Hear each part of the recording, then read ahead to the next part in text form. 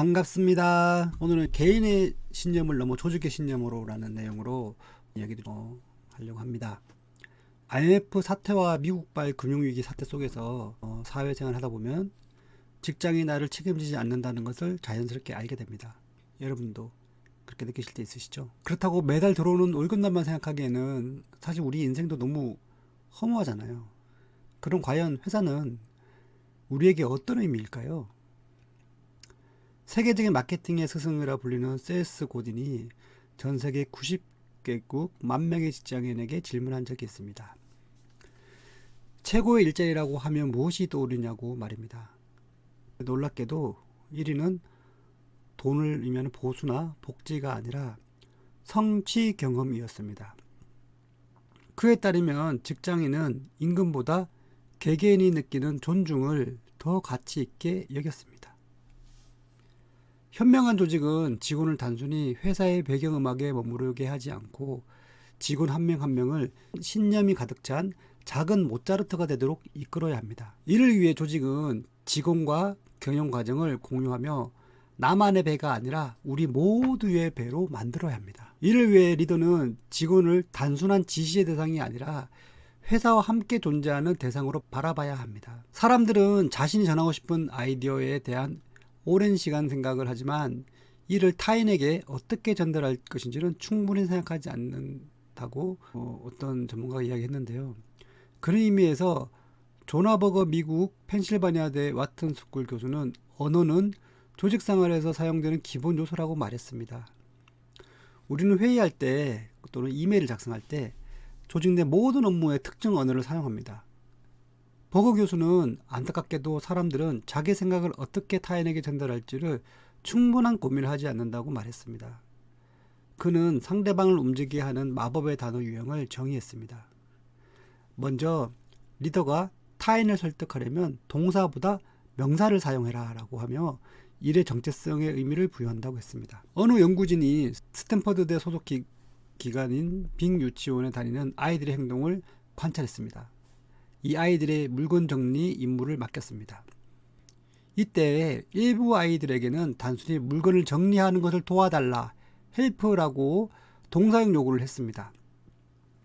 그리고 다른 아이에게는 도움을 주는 사람이 되어달라, 헬퍼라고 명사형으로 요구를 했습니다. 이 미세한 차이는 아주 큰 변화를 불러왔습니다.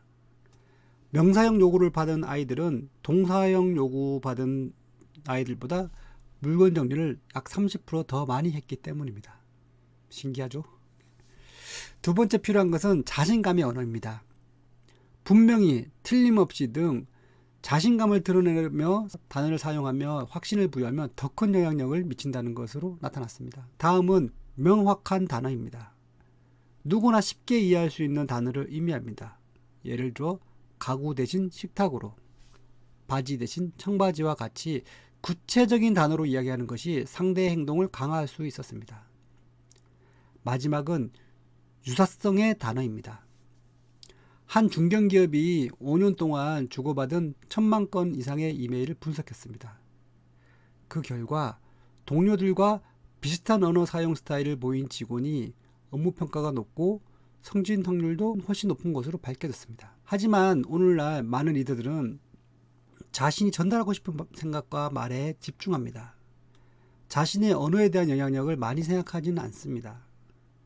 개인의 신념과 조직의 신념을 연결하기 위해서는 어떤 단어를 사용할지를 함께 고민해야 합니다. 심리학자 에드워드 대시와 리처드 라이언은 자기 결정성 이론을 제시하면서 인간의 기본적인 심리적 욕구를 세 가지를 자율성, 유능감, 관계성으로 제시했습니다. 특히 자율성을 가장 기본적인 심리적 욕구라고 강조했습니다. 시카고대의 심리학가 알렉스 쇼도 2012년 비슷한 실험 연구를 했습니다.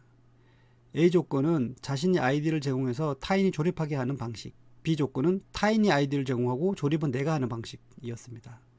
그 결과 4살짜리 아이들조차 큰 차이로 A 조건, 즉 자신의 아이디어가 구현된 결과물을 선호하는 것으로 나타났습니다. 하물며 우리처럼 성인들이 모여있는 이 사회생활을 할 때는 자율성은 더 큰 힘을 발휘할 것입니다. 회사나 일에 조금 더 몰입하게 하려면 많은 고민을 해야 되는 거죠.